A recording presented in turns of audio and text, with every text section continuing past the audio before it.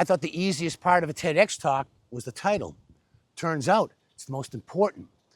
On this week's episode, we tackle the title. Why did my coach spend so much time on it? Stay tuned.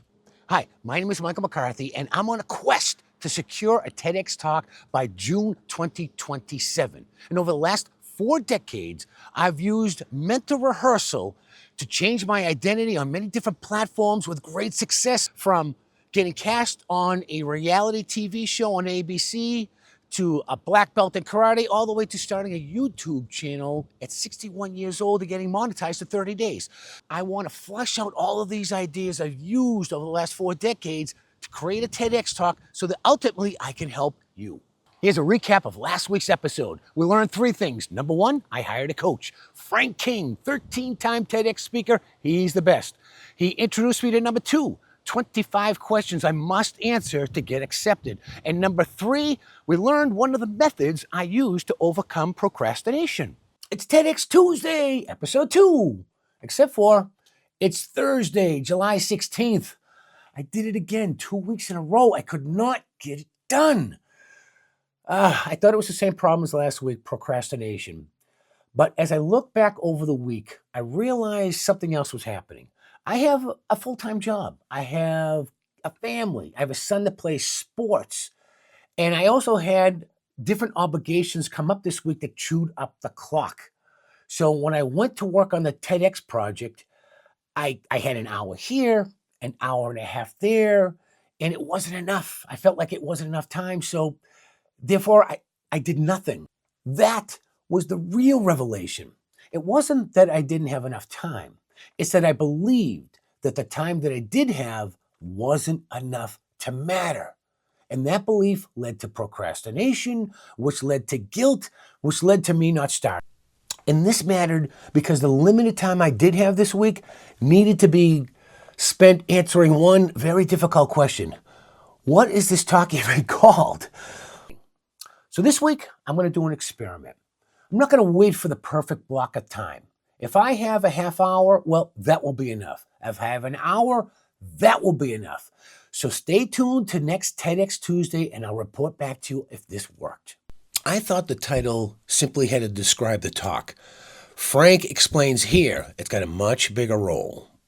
I would like to introduce you to Frank King, 14-time TEDx speaker, world record holder, 20-year writer for The Tonight Show, and most importantly, he lost to a puppet on Star Search. Frank, how are you? I'm still devastated by that loss. You know, the new Star Search is cranked up, and I actually filled out an application because I want a rematch. I want to take down that puppet. Okay, Frank, thank you very much for helping me with this project. I sent out today, I'm going to discuss the title and the subtitles.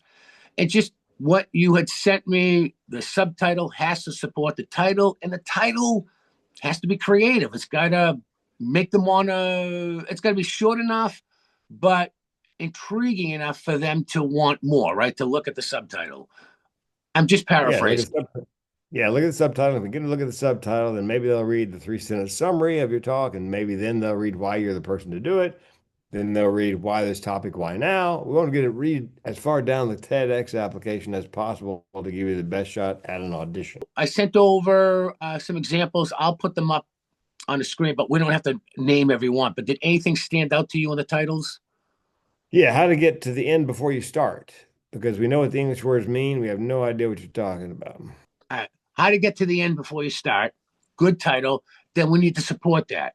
So I had, we would, the secret to defeating procrastination is closing your eyes. I like that one. How to get to the end before you start. How mentally rehearse. Doesn't have to support that. It just has to explain what you're going to be talking about. And the secret to defeating procrastination is closing your eyes. Is fine. As a subtitle? Yeah, because we now know your talk's going to be about defeating procrastination. How to get to the end before you start. Title. Subtitle, the secret to defeating procrastination is closing your eyes. So 1, 2. Yep. Okay. So then title and subtitle, you're satisfied. You're happy with what we just came up with. Yep. Then if that's the case, I'm going to move to what we're going to talk about next week. And it's the why me? Why am I the right person? That's the next question I want to answer, and then send you, information. We can discuss it next week. But could you just give me a couple of tips on that? The conversation suddenly became much more personal. And it reminded me that every effective title has to be an idea that genuinely matters. When I am pitching mental health or suicide prevention or mental illness TEDx committee, why me? Well, um, depression and suicide run in my family. It's called generational depression and suicide. My grandmother died by suicide. My mother found her. My great aunt died by suicide. My mother and I found her. I was 4 years old. I screamed for days. And if you're that close to an actual suicide, and I don't think anybody get any closer, and you're hardwired for it already, the odds of you taking your life later in life go up. And that's what happened in 2010. During the recession, we filed bankruptcy, and I learned what the barrel of my gun tasted like. So Wow. it's my personal story. Now, it could be for why am I the person? It could be an intersection of your experience, your education, and your passion. Those three things, sort of a Venn diagram of those three things, and the common area in the middle of the Venn diagram is why you're the person to do this. So All right. remember, Yep. they 300 or 400 or 500 applications, maybe more. So whatever you put in those first couple of boxes has got to be compelling. Got to grab by the lapels and not let go till they've read the entire application. You have to, they're looking at it online, so you got to slow the scroll. Because if I were on a committee to select the finalists, and I got 100 applications to go through, I'm not looking for the first reason to give you an audition, Mike. I'm looking for the first reason not to give you an audition and throw you in the no pile. So if you Yeah. don't hook me from hello, then if I read your title and a subtitle and I think, so what? Here's Yeah. something somebody taught me about sales.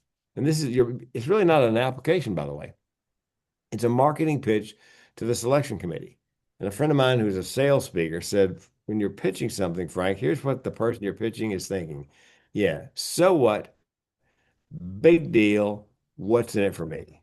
So that's what they're asking themselves when they're looking at your application. So what? Big deal. What's in it for me to give you an audition to perhaps book you to do our TEDx? All right, Frank. That's excellent. Listen, thank you very much. Thank you very much. We learned two things this week. Number one, that small blocks of time are not useless unless we waste them. And number two, that the title is way more than just a label. It's the doorway to the idea. Tune in next TEDx Tuesday. Will I make use of my blocks of time? Will I get my video up on time? And will Frank and I figure out the why me? Like, subscribe, comment, whatever you can do to help me grow my channel, I appreciate it. And I'll see you next episode.